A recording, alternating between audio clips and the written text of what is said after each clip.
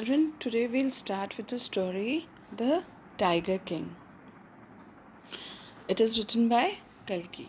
Children, it is the story from the book Vistas. I'll tell you a brief summary before I'll go with the explanation. Children, actually, the story The Tiger King is a satire on the conceit of those in power. The Maharaja of Pratibandpuram is the hero of the story. When he was born, astrologers had foretold that he should beware of the tiger. When the crown prince came of the age at 20, his state came into his hands. There were many forests in the state, children. They had tigers in them. The Maharaja started out on a tiger hunt. The Maharaja was thrilled when he killed his first tiger. He sent for the state astrologer. The old man said, "Your Majesty may kill 99 tigers in exactly the same manner, but you must be very careful with the 100th one." He said that you may kill 99, but you have to be careful with the 100th tiger. The astrologer promised to tear up all his books on astrology and set fire to them if he killed the 100th tiger. The state banned tiger hunting by anyone except the Maharaja now.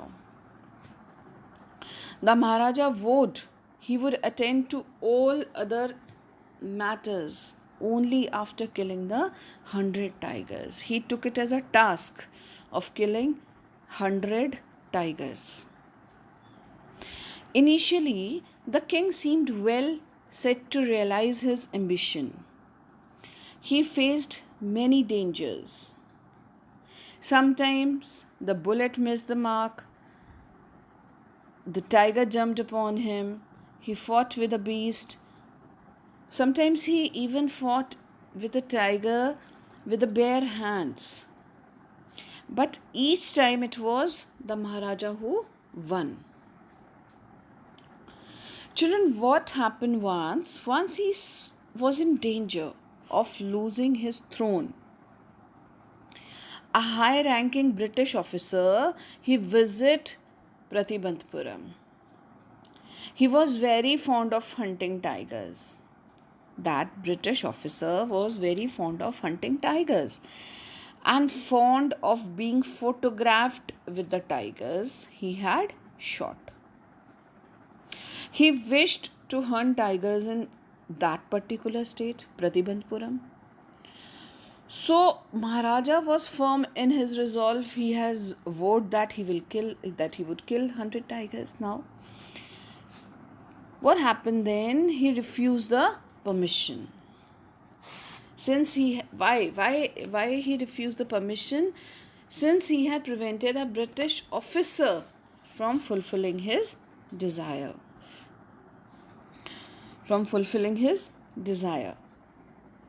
The Maharaja stood in danger of losing his kingdom now. There remained just one tiger to be killed to reach the figure of 100. But the tiger farms had now run dry even in his father-in-law's kingdom. It became impossible to locate tigers anywhere. So the Maharaja was sunk in gloom. But soon he received a happy news. Surely a tiger was at work. The villagers ran to inform the Maharaja, but the tiger was not easily found. The Maharaja refused to leave the forest until the tiger was found. Maharaja's anger, actually he was very obstinate, very stubborn. So his anger and you can say his stubbornness rose higher.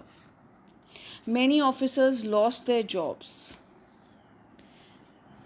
Then, children, at midnight, when the town was sleeping in peace, the Diwan and his aged wife dragged the old tiger to the car and shoved it into the seat.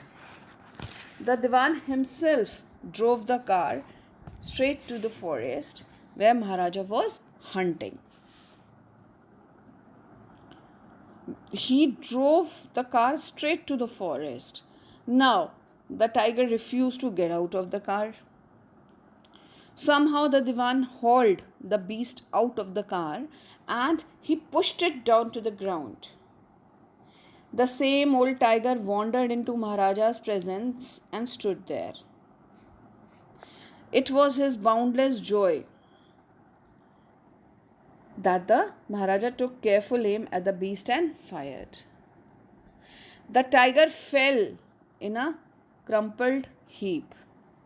The Maharaja was happy that his vow to kill 100 tiger had been fulfilled. After the Maharaja left, the hunters went to take a closer look at the tiger. The tiger rolled its eyes and looked back at them. They realized that the tiger was not dead. The bullet had missed it. One of the hunters took aim from a distance of 1 foot and shot the tiger. Now the dead tiger was taken in procession through the town and buried. A few days later, the third birthday of the Maharaja's son was celebrated. He wished to give him some special gift on his birthday. He spotted a wooden tiger in a toy shop and decided it was the perfect gift. He praised it as an extremely rare example of craftsmanship. Actually, it had been carved by an unskilled carpenter. Its surface was rough. Children, tiny silvers of wood stood up like quills over it. When the Maharaja was playing with his son, one of those silvers pierced Maharaja's right hand. The next day, infection flared in the Maharaja's right hand, and in 4 days, it developed into a sore emitting pus. It spread all over his arm. 3 surgeons performed operation on his wounds, but he died. So, children, in this manner, the 100th tiger took its final revenge upon the Tiger King. So, children, this was the story. It was a summary. Now, look at the very first line. The Maharaja of Pratibandpuram is the hero of the story, I've told you. He may be identified as His Highness Jamidar General Khilida Major Satak Vigya Simhari, Maharaja Dhiraja Viswa Bhuvna Samrat, Sir Jilani Jangjang Bahadur. Okay, so his name was Jangjang Bahadur. Now, but this name is often shortened to the Tiger King. Actually, he was known by his name, Tiger King. He was known by the shortened form of Tiger King. I have come forward to tell you why he came to be known as Tiger King. Now, the writer says that I'm going to tell you why he was known as Tiger King. I have no intention of pretending to advance, only to end in a strategic withdrawal. Now, he's strategic, children. What do you mean by strategic? And would first of all pretending. Children, he says that he has no idea of claiming to advance, only to end in a strategic withdrawal. Strategic means planned. He says that I am not going ahead. I don't have any of the idea to go ahead, to pretend anything, and ending with a planned way. He says that now retreat means to get back. Even the threat of a Stuka bomber will not throw me off track. He says that I am not afraid. I am not afraid of any of the things, any of the bomber. He could not throw me back. The Stuka, if it likes, can beat a hasty retreat from a story. He says that in case Stuka wants to retreat, if he wants to go back from my story, he can go back. Now, right at the start, it is imperative to disclose a matter of vital importance about the Tiger King. Now he says, what do you mean by imperative, children? Imperative means necessary. So he says that the very first thing which you should know about the Tiger King, which I should tell you, it is of vital importance. It is very important for you to know that, what is that? That everyone who reads of him, everyone who is reading this chapter will experience the natural desire to meet man of his indomitable courage. He says the one who is reading the chapter would like to meet that particular person with indomitable means great, with great courage. That person has great courage. Face to face means in person, but there is no chance of its fulfillment. But now you cannot meet him, as Bharata said to Rama about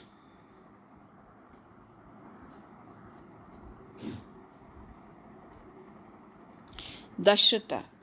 He says that Bharata says to Rama about Dashrata, the Tiger King has reached that final abode. The Tiger King had reached the final abode means now he had, abode means house. Final abode means when a person dies, that final abode, final house of all living creature is, the final house of all living creature is when a person dies, he goes into heaven. Yes. In other words, the Tiger King is dead. The manner of his death is a matter of extraordinary interest. Children, I have already told you the way he died is a matter of extraordinary. Extraordinary means unusual. Unusual interest. It can be revealed only at the end of the tale. Tale is a story. So he says that it can only be revealed. He will disclose. Reveal means disclose. He will disclose the fact only at the end of the story. The most fantastic aspect of his demise. Now, fantastic means interesting. Interesting side. Now he says that the interesting side of his death. Demise means death. The writer says that the interesting side of his death was that as soon as he was born, children, when he was born, as soon as he was born, that astrologers had predicted that one day the Tiger King would actually have to die. So they said the child will grow up to become the warrior. He says that when the child will grow up, he will become a fighter of fighters. Now, hero of heroes and champion of champions. But they said, but they bit their lips and swallowed hard. Now they found difficult to believe. Actually, the astrologers found difficult to believe. Astrologers found difficult to believe that He would die. How? That was a secret. Now the astrologers have to tell the secret, which they have to reveal the secret. They are forced to speak out that the child born under this star. Star means the planetary action. The astrologers say that the child born under this star will one day have to meet its death. Everybody has to die. Then what was the difference like? At that very moment, a great mistake took place. An astonishing phrase emerged from the lips of the 10-day-old Jalian Jungjung Baliadur, or wise prophets. Everyone stood transfixed. Actually, what happened was, when they said ki okay, this child under this star, he would die.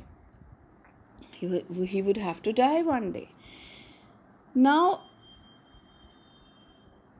that suddenly a miracle happened, children. A miracle happened. What sort of a miracle, children? He was a 10-year old, 10 days rather. He was a 10-day old. A baby barely 10 days old open its lips. Listen read this line. So he was 10-day born child. He opened his lips, and it was a miracle that a 10-day-old child, he is uttering the words. So everybody stood transfixed. Children, transfixed means stunned. Everybody was stunned. They were stunned. What kind of stunned? Like they were there was a utter disbelief. They were utter disbelief that they were not able to believe this thing. They were in a confused state. That what happened? That a 10-day-old child, that child is opening its lips. So now, O wise prophets, it was I who spoke. Now he says that it was I am speaking something. He says that this time there was no grounds for the doubt. They were not doubting anything.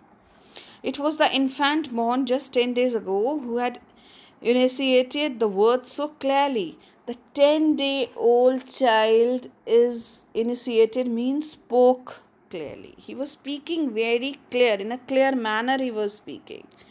The chief astrologer took off his spectacles. Now he took off his spectacles and he gazed intentionally. Gazed intently means staring. He stared at the child. All those who are born will one day have to die. The truth of this life is that all those who are born will one day have to die. We don't need your predictions. Now he says that we don't need your predictions, means your forecast, that you foretell everything. So he says that we don't need anything. There would be some sense in it if you could tell us the manner of the death. Now, the most important thing is that he asks them that in case if they can tell the manner of that particular death. The royal infant uttered these words in a little squeaky voice. Squeaky means bird-like. Bird squeaks. The bird-like manner, bird-like voice, that particular boy spoke. Now the chief astrologer placed his finger on his nose in wonder. He was wondering. A baby barely 10 days old opened its lips in speech. And not only that, he also raises intelligent questions. It was an intelligent question, children. Incredible. Incredible means unbelievable. Rather like the news issued by the War Office than facts. It was a fact that he spoke, a 10-day-old boy. Now the chief astrologer took his finger off his nose and fixed his eyes upon the little prince. The prince was born in the hour of the bull. Children, hour of the bull is a zodiac sign. Taurus. Okay, it is a zodiac sign. It is called Taurus. So, the bull and the tiger are enemies. So, he says that you have born in a planet or the zodiac sign Taurus, and the bull and the tiger, they are enemies. So, therefore, death comes from the tiger, he explained. That astrologer explained that the death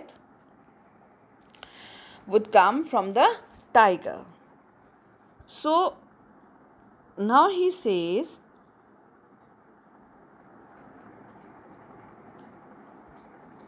you may think that crown prince was thrown into a quake. Quake means trembling. Now he was trembling. When he heard the word tiger, he trembled now. Quake means trembling. Now when he heard the word, he started trembling.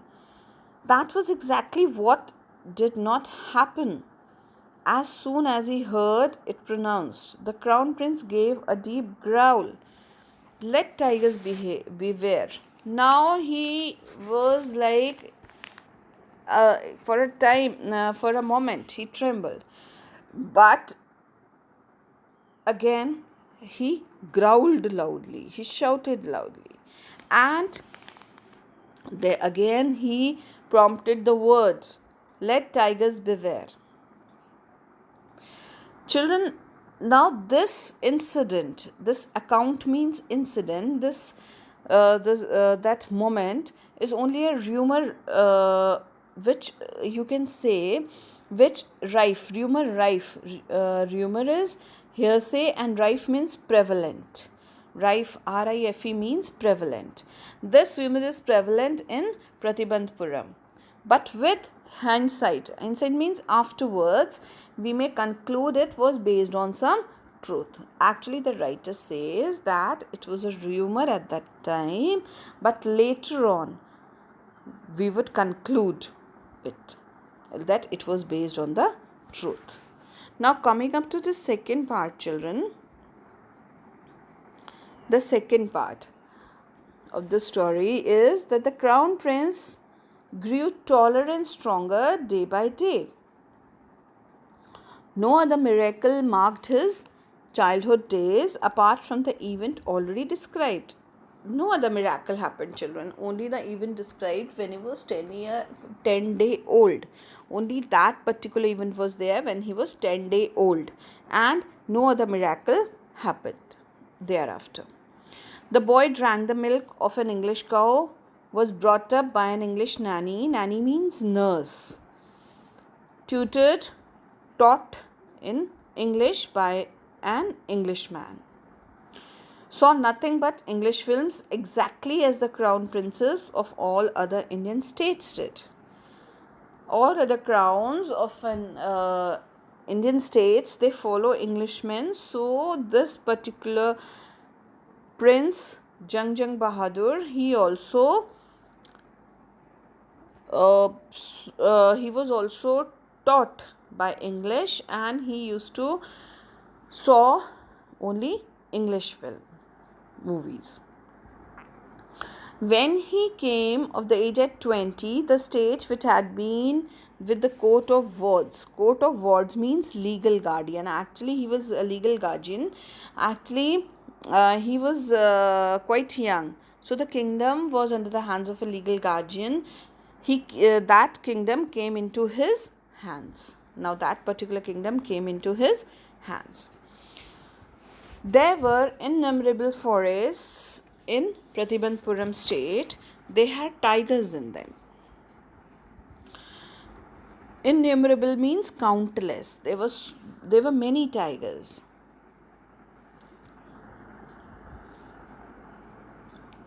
Okay, I left this paragraph now, but everyone in the kingdom remembered the okay, but everyone in the kingdom remembered